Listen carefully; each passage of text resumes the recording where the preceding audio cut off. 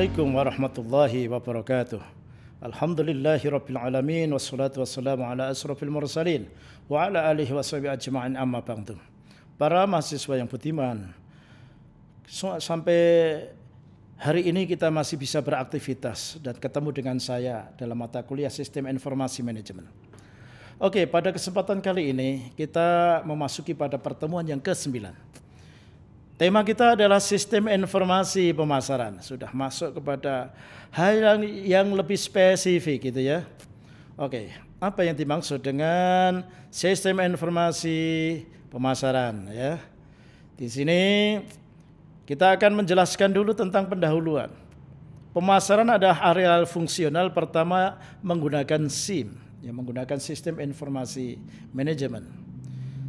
Sistem informasi pemasaran atau yang jelas disebut SIP mempunyai 3 subsistem, yaitu sistem informasi akuntansi atau yang disebut AIS, ada research pemasaran, dan ada intelijen pemasaran.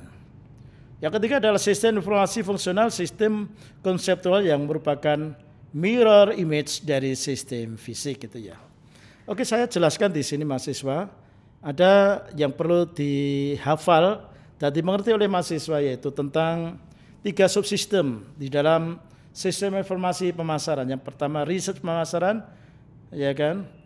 Selain AIS ya tadi, ada riset pemasaran, ada intelijen pemasaran. Apa ini perbedaannya ini?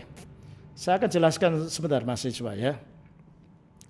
Kalau riset pemasaran dilakukan oleh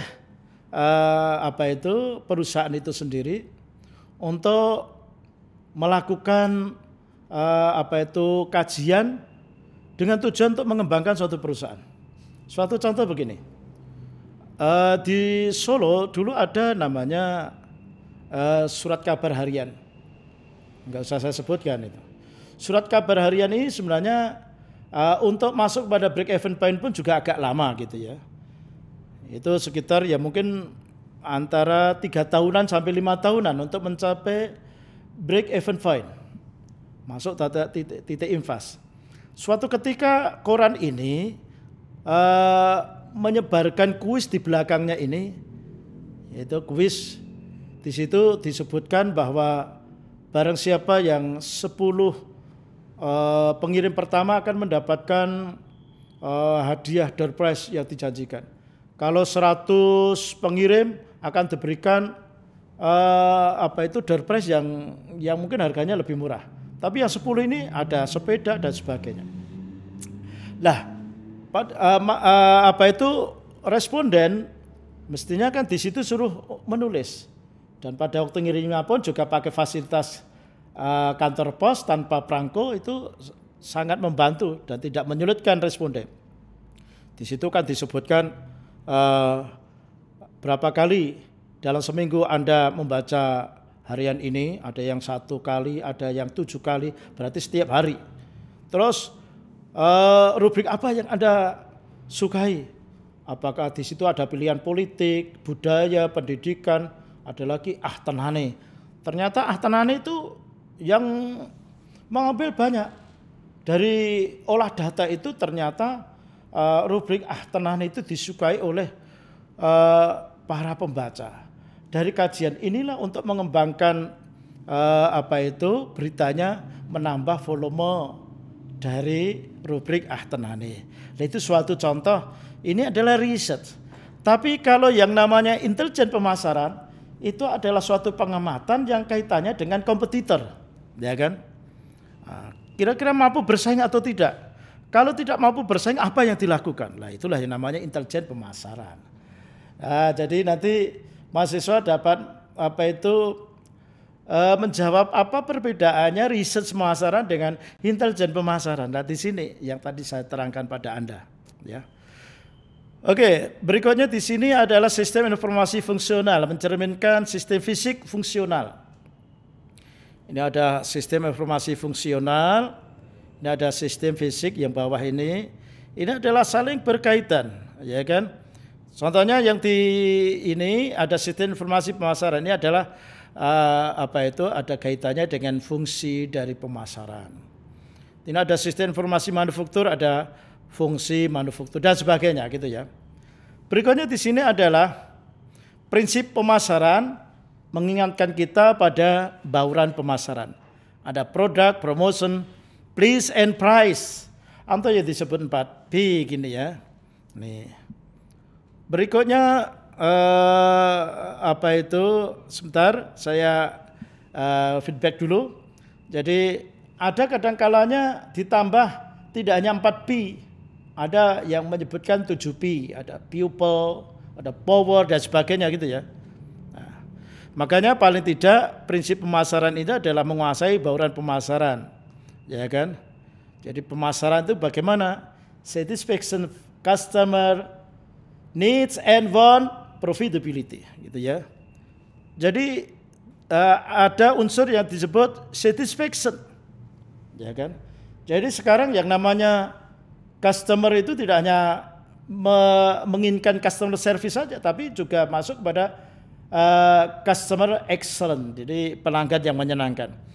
Bagaimana? Yaitu memberikan produk yang berkualitas, promosi yang gencar, ya sehingga sampai dikenal lapisan bawah. Please yaitu tempat yang terjangkau atau distribusi yang lancar. Please, ya kan? Ada price. Itu adalah harga yang terjangkau masyarakat. Ya. Jadi kalau istilah Jawa ada ono rego, ono rubo gitu. Jadi biasanya kualitas bagus, harganya juga mahal. Ini di sini ada sistem informasi pemasaran. Ini ada pusat saraf pemasaran menurut Kotler gitu ya. 3 arus informasi. Di sini ada internal, intelijen dan komunikasi. Kalau internal dikumpulkan dari perusahaan, tapi kalau intelijen mengalir dari lingkungan perusahaan. Jadi intelijen itu adalah fungsi intelijen itu adalah mengamati lingkungan. Terus komunikasi mengalir keluar dari perusahaan ke lingkungan. Jadi ini gambarnya seperti di sini dijelaskan oleh Kotler tadi gitu ya. Oke, gambarnya seperti ini. Berikutnya di sini definisi sistem informasi pemasaran, yaitu suatu sistem berbasis komputer yang bekerja sama dengan sistem informasi fungsional lain untuk mendukung manajemen perusahaan dalam menyelesaikan masalah berhubungan dengan pemasaran produk. Ya, ini sistem informasi pemasaran. Jadi sistem yang berbasis komputer. Itu kata kuncinya gitu. Sekarang model dari sistem informasi pemasaran ada output, database, ada input. Outputnya itu adalah produk, ada place, promotion, price, integrated mix. Terus database, masuk database, pusatnya itu. Baru input, ada ICE, itu, ada marketing research dan intelligent research. Gambarnya seperti ini. Nah inilah para mahasiswa, ini adalah inti di dalam kita mempelajari sistem informasi pemasaran itu di sini, rohnya di sini ya. Dan ini biasanya masih tak suruh buatlah suatu model sistem informasi pemasaran. Bagaimana model itu ada keterkaitannya dengan model yang lain enggak? Ada perbedaannya enggak dengan sistem informasi manufaktur, dengan sistem informasi sumber daya manusia? Ada enggak di situ? Nah, itu bisa Anda lihat di dalam suatu model ini ya. Jadi kebiasaannya ya, model ini kalau dibandingkan dengan model lain itu bedanya ada. Kesamaannya itu biasanya hanya di sini dalam sistem informasi akuntansi. Dibedakan umpama saja dibandingkan dengan sistem informasi SDM. Kesamaannya di mana? Kesamaannya di sini, ya kan? Kesamaannya di sistem informasi. Terus database. Lah, sistem outputnya itu berbeda. Nah, nanti muaranya kepada pemakai, ini adalah kesamaannya. Jadi kesamaannya dengan model yang lain itu adalah pada sistem informasi akuntansi, terus database dan pemakai data gitu ya.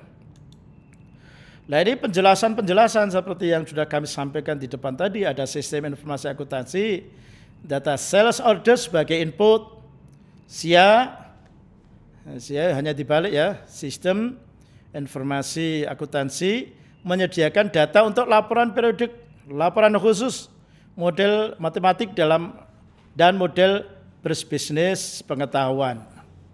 Gitu ya.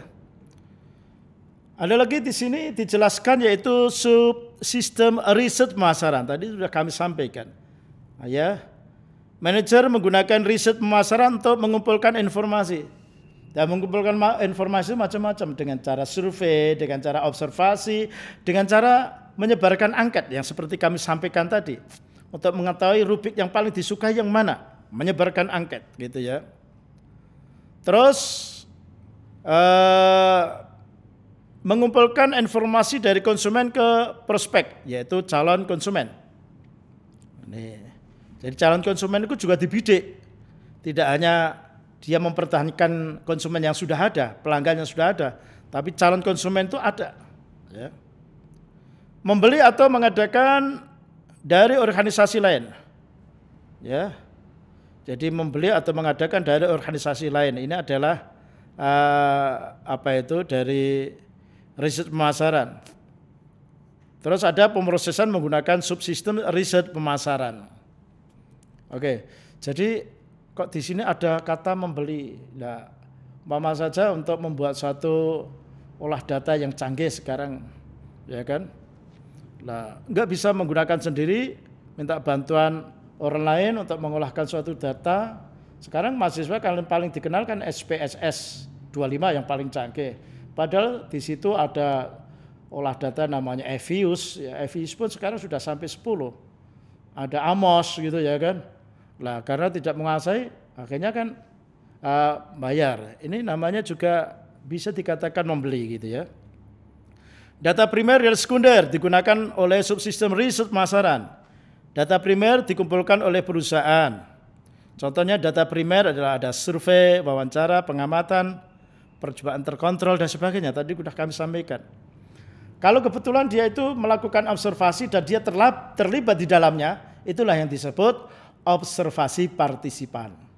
Mahasiswa sebagai komponen mahasiswa di STI Surakarta, dia melakukan riset yaitu tentang digitalisasi perpustakaan STI Surakarta, ya kan? Nah itu namanya Anda melakukan observasi, namanya observasi partisipan. Sebenarnya observasi partisipan itu adalah akan mendapatkan data yang autentik dan ada data yang valid, ya, karena Anda terlibat dan mengetahui dalamnya itu. Tapi faktor subjektivitas itu biasanya mendominasi gitu. Bagaimana faktor subjektivitas itu dihilangkan supaya data itu tetap objektif. Ada primary and secondary data. Ini ada data sekunder, mailing list, ada beberapa data sekunder harus dibeli dan sebagian cuma-cuma ya. Terus ada di sini marketing research software. Ada paket grafis, ada menjadikan riset pasar realita bagi semua perusahaan, ada analisis statistik, ada keahlian menginterpretasikan output software merupakan kunci sukses alat-alat tersebut. Ya kan? Ini adalah marketing riset. Ada lagi di sini subsistem intelijen pemasaran, ada aktivitas etis yang digunakan untuk mendapatkan informasi tentang pesaing, kompetitor, bagaimana. Oh, pesaingnya sekarang sudah sudah membuat produk yang lebih banyak, kita kalah produk dan sebagainya. Terus tidak sama dengan kegiatan memata-matai perusahaan, bukan memata-matai kayaknya, artinya hanya mengamati, ya kan? Terus setiap sistem informasi fungsional mempunyai tanggung jawab intelijen, gitu ya. Terus ada lagi subsistem produk, ada siklus hidup produk mendukung melalui perkenalan, pertumbuhan, terus dewasa dan penurunan. Ini biasanya juga ada gambarnya ini ya. Ini gambarnya seperti ini. Pada waktu memperkenalan produk itu ya mencari pelanggan sulit. Ini Anda lihat nih. Ini di bawah ini gitu ya. Tapi kalau dia masih tekun bergigi akan naik terus grafiknya. Ini masuk pada pertumbuhan. Nah, dia sudah mendominasi. Terus yang selanjutnya dia sudah di atas angin. Nah, artinya dia sudah brand image-nya sudah bagus, ya. Ya, dia sudah menguasai pasar atau ini market share-nya sudah bagus sekali. Tapi setelah itu ya karena terbuai dengan kejayaannya kadang-kadang tidak terkontrol, ya kan? kalah dengan pesaing dan sebagainya, mulai menurun. Nah, gitu. Ya, perusahaan begitu harus diwaspadai gitu ya. Nah, makanya kalau itulah pada waktu penurunan itulah perlu diwaspadai supaya tidak terjadi suatu grafik yang menurun tajam gitu ya. Oke, para mahasiswa, ini adalah model evaluasi produk baru. Terus ada lagi arus material ulang dan informasi. Ini arus informasi dua arah gitu ya. Terus berikutnya adalah lagi subsistem promosi. Oke. Ini adalah ada branded, gambarnya seperti ini. Wah, gitu ya. Oke. Lah, untuk berikutnya ini hanya sebagai tambahan dan mahasiswa nanti bisa melanjutkan untuk bisa membaca, karena pokoknya tadi adalah inti dari sistem informasi pemasaran. Anda melihat modelnya aja. Begitu bisa melihat modelnya, Anda akan bisa menguasai pemahaman berikutnya. Gitu ya para mahasiswa semuanya. Cukup sekian, sampai jumpa lagi dengan acara dan kelompok yang sama. Wassalamualaikum warahmatullahi wabarakatuh.